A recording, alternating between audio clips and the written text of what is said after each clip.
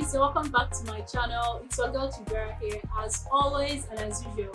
Guys, in today's episode, I'm here to show you one of my latest finds in the coal city state of Nigeria. Guys, a few days ago, I was minding my business on Twitter and I came across a very beautiful picture of an upholstery of a car. And I looked at the picture, it was so nice. The quality of the work was very extraordinary. And somehow in my mind as a Nigerian, as a Nigerian here, I was thinking that work came from either Dubai or China or any of those countries that import things into Nigeria. So I was looking down the tweets to find out which of these countries brought this thing down. But to my greatest surprise and amazement and shock, and I was so impressed, I found out that work was done here in Enugu. And I say, you know what, this person cannot stay hidden forever.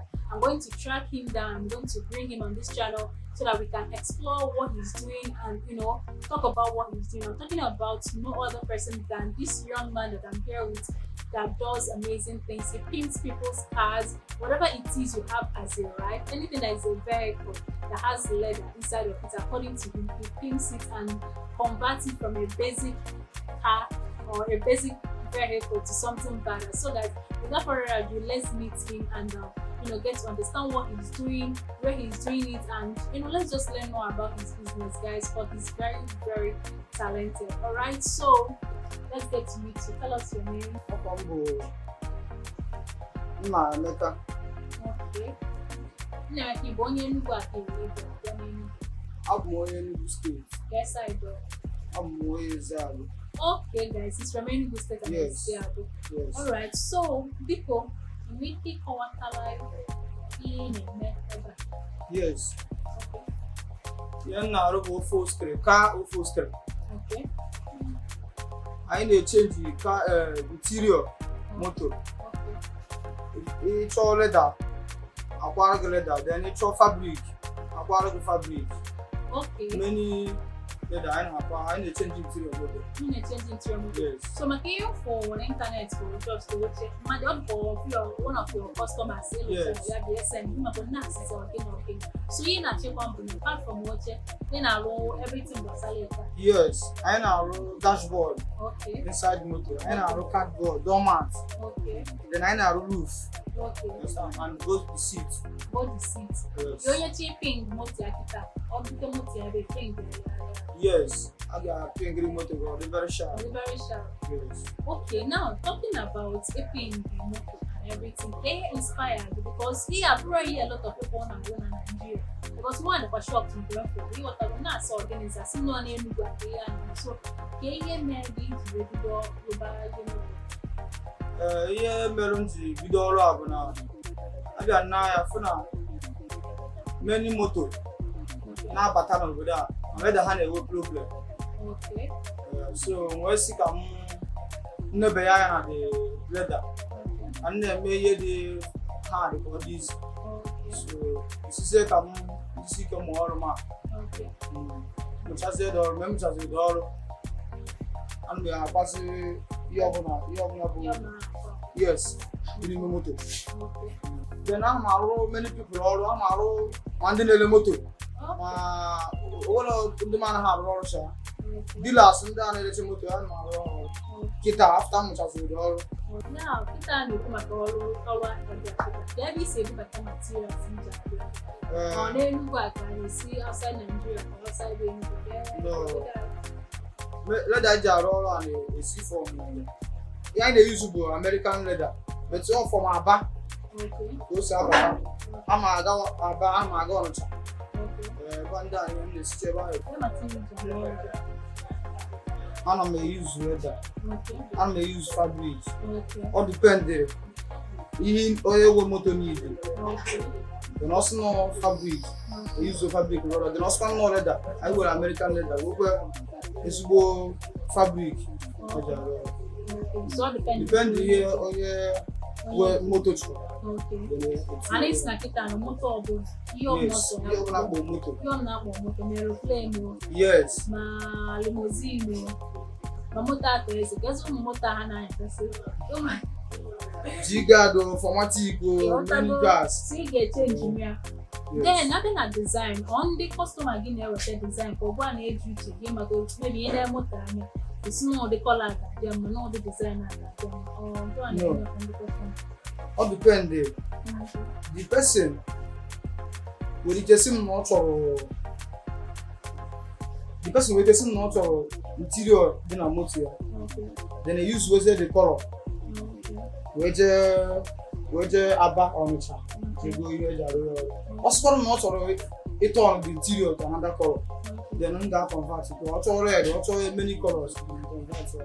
Okay, then abịakwa na design iwu ọ bụ na design na ndị bụ na moto ka ị ga-eji. No, onye achọ ga-echange the design, a ga-echange ma mostly people na like that photocall. Okay. Then I like the photocall. What exactly what I'm about. Okay, mana ọzọ m tikwa sida na ọtọ red, chọọ ma gold, chọọ Yes, ma yes. gold. Color ọ bụla ọ bụla chọọ na-abịa. Ọ chọzie na color ọbụla ọ dị na Okay, ọ dị. How often ka ị na-enwe ọrụ like ọrụ a na-aga aga na business a or you ga maybe ofu month ofu ọrụ for ana m adịkwa very busy. Anaghị m ezu ike from January to December because the reason why bụ na ọ ịrụ ọrụ ofu ọrụ akpọta another person. Okay. Asị na ha likere hafụ ihe ịrụrụ, asị ha likere onye na-arụ ihe a. Eziokwu maka nke m Then- fọrọ n'ịntanetị. Onye ahụ achọwazie the person na-arụ asịsị contact akpọzie m na phone. So since from January to December anaghị m ezu ike and most ndị na-ele moto bụcha ndị m na-arụrụ ọrụ. Ha na-like ihe dị sharp so that ihe a na-arụ bụ photocall.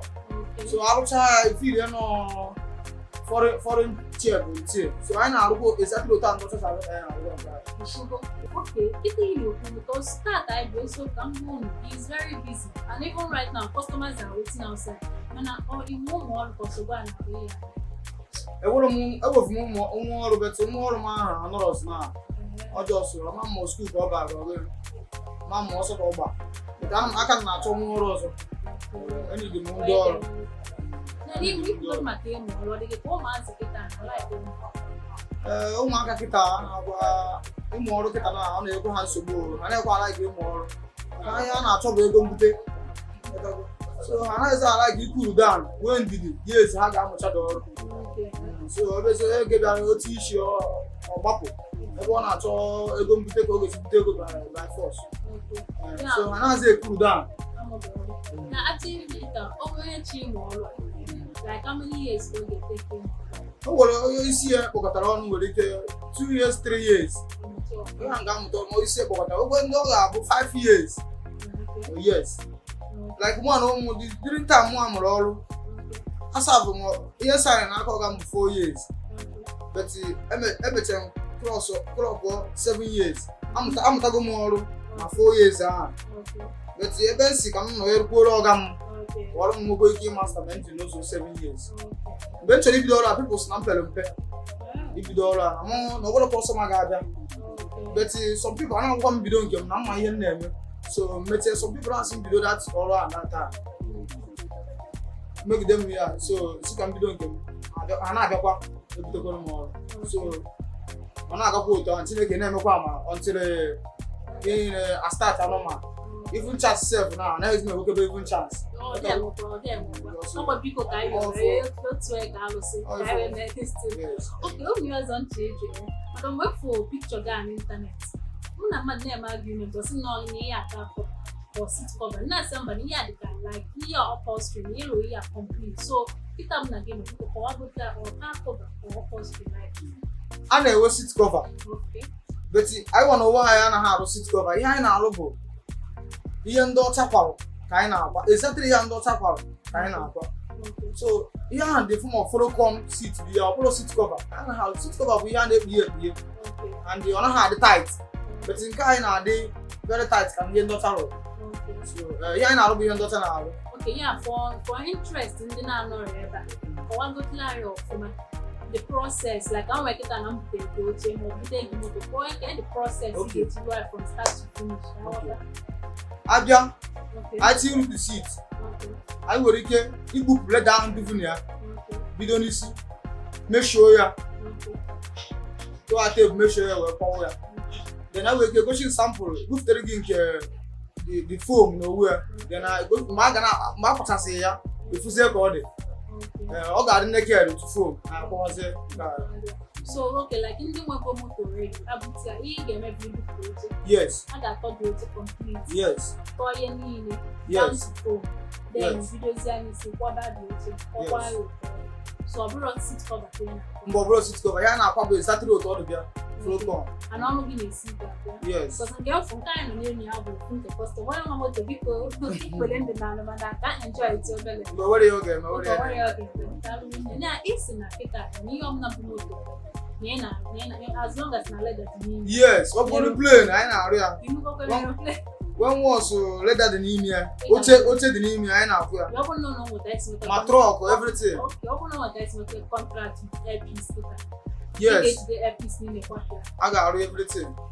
ndị airpiece ikwu nọ nke akwụ nweta nwanne anyị ọrụ because this guy nọ ọrụ so ị na-akwụnye niile ma interior ma dashboard yes na a na-ekwu maka ịlụ ya ka nwezi anụ onwe ndị nwe moto uche ego isi na ị na-akwụnye niile ka ebido with ụmụ car sport car maybe ka ewee ka Toyota Spider ego na-eke eji abịa okay Toyota Spider every ma oche ma roof ma dashboard ma floor in fact pimp the car from ihe ọ bụla to something dị fancy yes for starting anyị na ọ bụrụ ihe dịka Spider ahụ na anyị nwere ike asị ka anyị nara ha 150 wetago were ọrụ ya seat and the door mat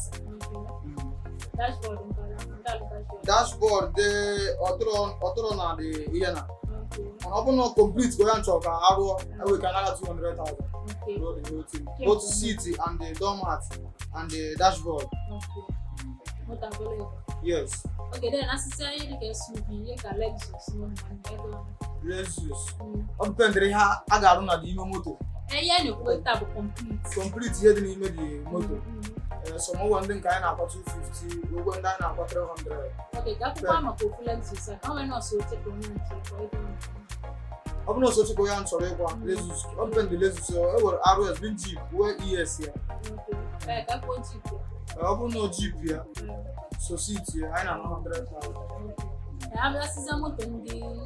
ndị obere anụ Spider ndị ọzọ anyị na 80 okay for success seat yes ya ndị asịza Highlander na Giga Highlander ụmụ Giga da bụ abịa some ụgwọ ndị anyị na 250 ndị anyị na 200 yes so onye ọbụla dị at least kpatakpata onye njikọ dị 80,000 yes like Land Cruiser m rụrụ last or 250,000 ọ ya eji akwa Land Cruiser both the door and the seat okay then abịazi na mmadụ iweta ọrụ how long ọ dị ka ọ na-ete o ji wee rụọ the tail lụọ ya anyị na ọ bụ na so seat anyị ga-akpọwe like 4 days but normally anyị na-adị ya ndị mmadụ bụ 1 week so that the person go have isi na igburu oge 1 week na nna agwa ndị mmadụ but enwere ike ịkpọcha ya 4 days time mana the reason why anyị ji si 1 week bụ ọ were other work na-arụ yes now biko maka ndị na-Enugu ma ndị na-Enugu nche ịchọta gị ma ọ nwere onwe ndị na-esi vidiyo asị na anyị ga-apị my car oge esi chọta gị ka address ọfịs gị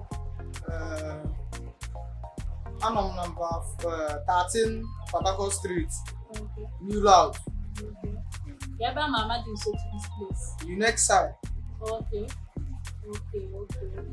so iche nchọta minista m na-ebeta bịa nọmba 13 Port Harcourt Street New Route ime isi side Unique nwere gbadasi ebe kansụl obi agụ okay so that is it guys we are done and you've seen him he's a very busy person a lot of customers are waiting out there I really had to book a slot for this appointment to hold this interview he is good his works are very neat I'm sitting on one of the chairs here and there are a lot of other things he's handling so if you want to reach out to him I'll be dropping his phone number in the description box please call him and reach out to him not just to support him but also pimp your ride if you really want to pimp your ride he is the best guide for you and without any other questions in fact if you have more questions please drop it in the comment section I'll be relating that to him and in absence of any other questions and anything do have a lovely time and I'll see you guys later please remember to subscribe to my channel it's very noisy here like this video share with your friends and your family and I'll see you next time bye now bye God thank you very much